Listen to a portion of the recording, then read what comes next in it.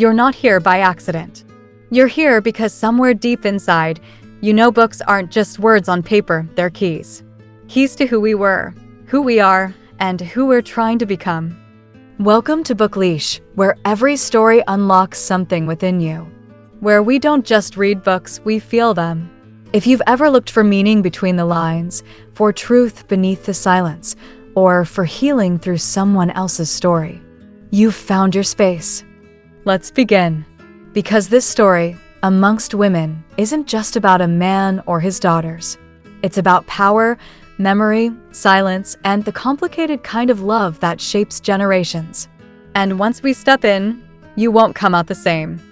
He had once fought for Ireland's freedom, but now he ruled only a small house, a patch of land, and the trembling hearts of those who still lived under his roof. Michael Moran, once a strong IRA commander, had become something else, something quieter, but just as fierce.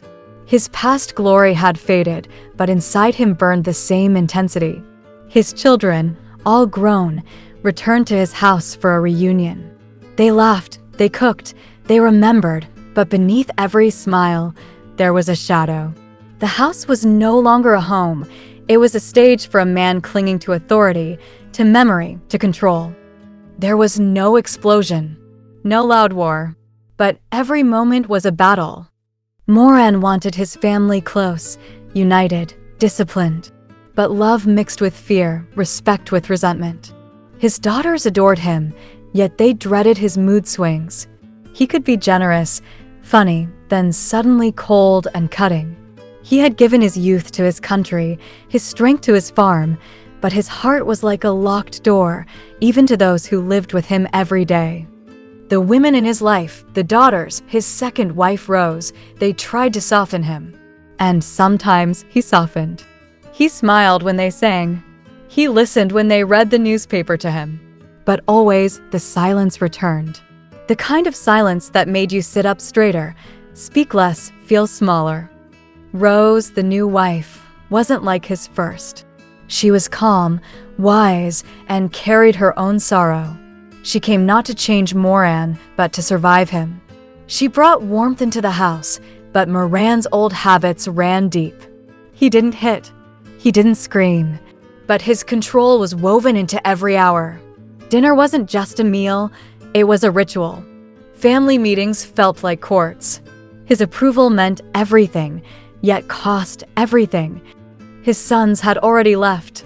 They couldn't breathe there. Luke, his eldest, had turned away completely. He had refused his father's rules, left Ireland, and never looked back. Moran couldn't forgive him, not because Luke was wrong, but because Luke had dared to say no. That word, no, was the one thing Moran could never bear. Yet even in his harshness, there was confusion. He wanted closeness, but feared weakness. He needed love, but demanded obedience. And his daughters? They kept coming back, year after year. They brought their children, their husbands, their memories. Even when they moved far away, the house, Great Meadow, was like a magnet, pulling them back not out of love alone, but out of something deeper and more tangled. They missed the very place that had made them feel small. Why? Because Moran wasn't a monster. He was a man who had fought, sacrificed, and lost. The war had changed him, and then the country had changed again, without him. The Ireland he fought for had no place for him now. His medals collected dust, and his land grew quiet. And in that silence, he created his own little republic, ruling over it with pride, fear, and fading strength. Even his body began to betray him. He aged, grew tired, sick. But he refused to give up the power he once had. Each morning he still put on his coat, checked the farm, gave orders. But his steps were slower, his voice less steady. The daughters saw it, Rose saw it, but no one dared speak it. Not yet. Because if Moran was no longer strong, what was left? The myth? The man? The father? They kept the image alive, even as it cracked. But it was Luke, always Luke, who remained the ghost. The missing son. The boy who walked away and never wrote. Moran hated him for it, but that hatred wasn't clean. It was filled with pain. Because deep down, Luke had done what Moran himself had once done, fought for freedom. Only this time, the freedom was from his father. And that truth was too much to bear. In his final days, Moran softened, but only slightly. He talked a little more, held hands a little longer. The daughters leaned in, hoping, waiting. But he never gave them everything they wanted. He couldn't. His pride, his fear, it still ruled him. When he died, the house fell silent. Not just in grief, but in strange, cold relief. They had loved him, but they had feared him. And now, without his voice, the air felt strange. Empty. Free. The women wept. The sons returned. Stories were told. But even in death, Moran was there, watching. His rules still echoed in the walls. His anger still whispered in corners. And his love, unspoken, invisible, still hung in the air like unfinished sentences. In the end, what made him powerful was not just his past, but the hold he had on the people who stayed. They were shaped by him. And even as they tried to live differently, they carried pieces of him inside them. Quietly, unwillingly, unavoidably. And that, perhaps, was his final victory and their quietest tragedy. The days after Moran's death moved slowly, like mist over the fields of Great Meadow. The house remained full, yet it felt hollow. The silence wasn't the same anymore. It no longer came from fear, but from the absence of a presence that once demanded it. The daughters walked the same rooms, touched the same chairs, yet everything felt different. Lighter, perhaps, but not without a strange ache. Rose moved through the house with her usual grace, tidying things, setting meals, speaking in soft tones. But her eyes lingered longer on the windows, on the bed where he had rested, on the coat still hanging by the door. She had loved him in her own quiet way, not for his charm, not for kindness, but for the dignity she believed he once had, and the devotion she offered even when it wasn't returned fully. The children gathered around her, unsure of what to do. They had come for the funeral, but now the days dragged. Conversations turned to memories, laughter occasionally broke through the stillness, but each time, it faded into that unspoken truth. They were now free, and they didn't quite know how to feel about it. Mona, the practical one, wanted to help manage the estate. Sheila focused on comforting Rose. Maggie smiled often, but her thoughts wandered. And then there was Luke. His name still hadn't passed their lips. It was like an open wound no one wanted to touch. His absence at the funeral was louder than any cry. The eldest son, who had once followed Moran's every command with sharp eyes and quick hands, had vanished from their world years ago. No letter, no call. But the absence spoke more than presence ever could.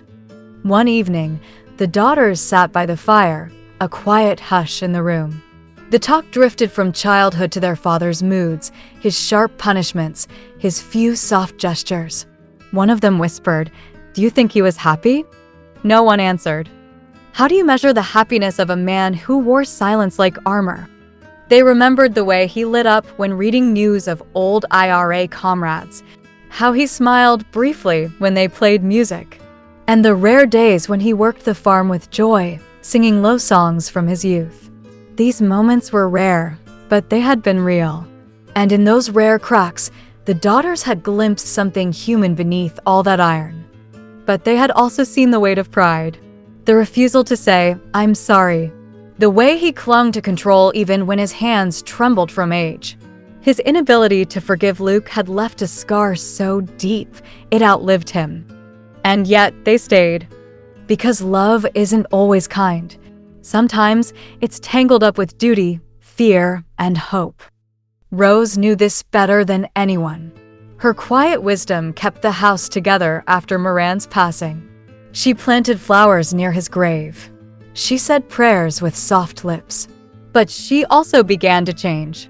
She opened windows more often, invited laughter, allowed warmth that Moran had often kept outside the door. The daughters noticed. Slowly, they too began to change. They laughed more freely. They spoke openly of their own lives, their cities, their children. Great Meadow, for so long a place of unspoken rules, began to breathe.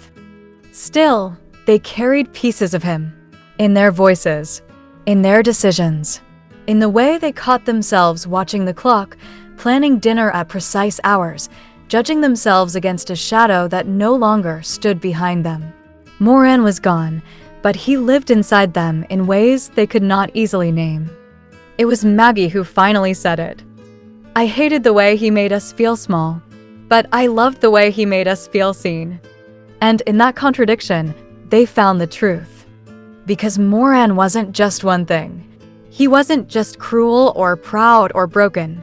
He was a man made of battles, both public and private. A man who had tried to keep the world from changing because he feared what change might take away. A man who wanted closeness, but only on his terms. A man who believed love had to be earned, not given. He left behind no great estate, no gold, no letters of apology. But he left stories and scars, and a silence they were still learning to fill. As they packed their bags to leave Great Meadow once again, each daughter stood for a moment at the doorway, looking out, breathing in. The air was different now, lighter, but inside each of them, the weight of their father's voice remained. They didn't speak it aloud, but each carried their own version of him. And perhaps that was what it meant to be amongst women, to be shaped by the presence and absence of the man who had ruled their world. To find strength in survival, to carry forward not his rules, but the lessons they chose to keep. Some hurts remain unspoken. Some love remains unread. And some stories live on not in books or names, but in how we choose to live after them. As the last daughter turned the key and shut the door of Great Meadow behind her, a quiet wind moved through the trees. It wasn't loud. It wasn't sharp. It was soft, like breath after a long-held sigh. The house stood still, surrounded by green fields, and the hush of history no longer held hostage by his presence, yet not entirely free of him either. Moran had never asked to be remembered, but he had built a life that was impossible to forget. In the silence he left behind, there was space now for healing, for speaking, for remembering without trembling. The daughters would carry a shadow, yes, but now they also carried their own light. They had walked the line between obedience and rebellion, between fear and love. And in doing so, they had become something stronger than what he had ever allowed them to be. Each would return to their own life, some in cities, some in distant countries, but a part of Great Meadow would live in all of them. And so would he, not as a tyrant, not as a ghost, but as a reminder that even the most complicated love leaves fingerprints on the soul. There had been pain, there had been silence, but there had also been moments, quiet, fragile moments, when love managed to break through the iron. They would not forget those. And now, as the road opened ahead of them, as they walked away from the house where so much of their identity had been shaped, there was a kind of peace in their steps, a freedom their father could never give, but one he had unknowingly prepared them to find. Because sometimes it is through control that we learn to value our voice. Through fear, we discover our courage. Through silence, we learn to speak. And through the shadow of one man, 5 women had learned to stand in the light. Thank you for being part of this journey through Amongst Women.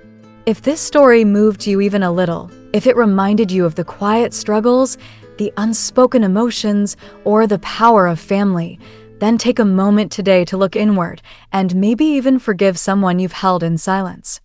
Books like these aren't just stories, they're mirrors. And sometimes, we don't know what we're carrying until a character holds it up to our face. If you felt connected, inspired, or even conflicted, then this story did its job. Now I'd love to hear from you. What's your favorite book? The one that stayed with you long after the last page? And also, which book should I review next on this channel? Drop your thoughts in the comments below. And don't forget to subscribe to BookLeesh for more deep, emotional, and unforgettable book journeys. Because every story has the power to change yours.